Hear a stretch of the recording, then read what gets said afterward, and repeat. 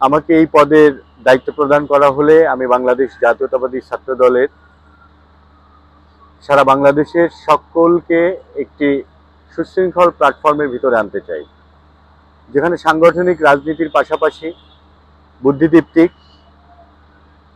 সৃজনশীল এবং কল্যাণমূলক রাজনীতির মেলবন্ধনের ভিতর দিয়ে মেধাভিত্তিক রাজনীতির বিকাশ ঘটানো হবে।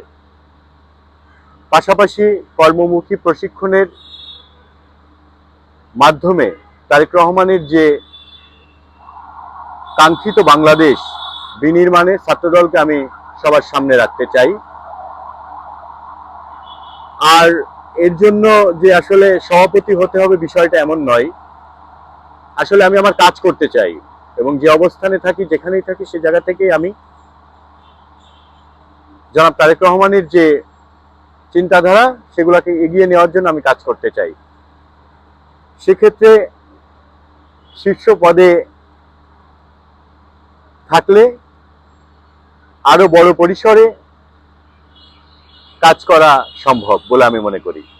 সবথেকে বড় চ্যালেঞ্জ হচ্ছে অপতথ্য ও অপপ্রচার মোকাবেলা করে শিক্ষার্থীদের আস্থা ফিরিয়ে আনা এবং পাশাপাশি দেশপ্রেমিক শিক্ষার্থীদেরকে রাজনীতিতে নিয়ে আসা।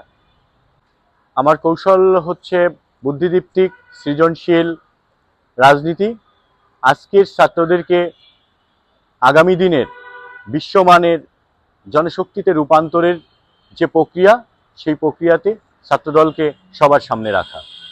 গ্রুপিং, একটি বড় দলে গ্রুপিং থাকবে, খুবই স্বাভাবিক। এটি একটি বড় দলের বৈশিষ্ট্য এবং এতে আমার মনে হয় প্রতিযোগিতা বাড়ে।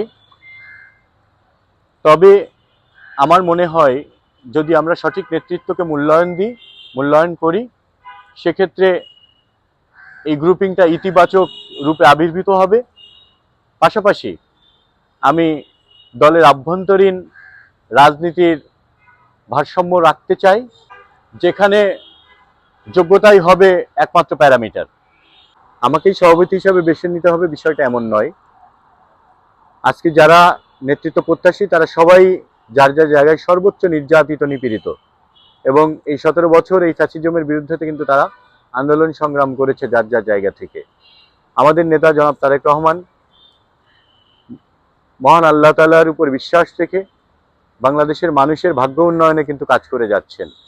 আমরা বিশ্বাস করি আমাদের সাংগঠনিক অভিভাবক জনাব তারেক রহমান, উনি যাকে ভালো মনে করবেন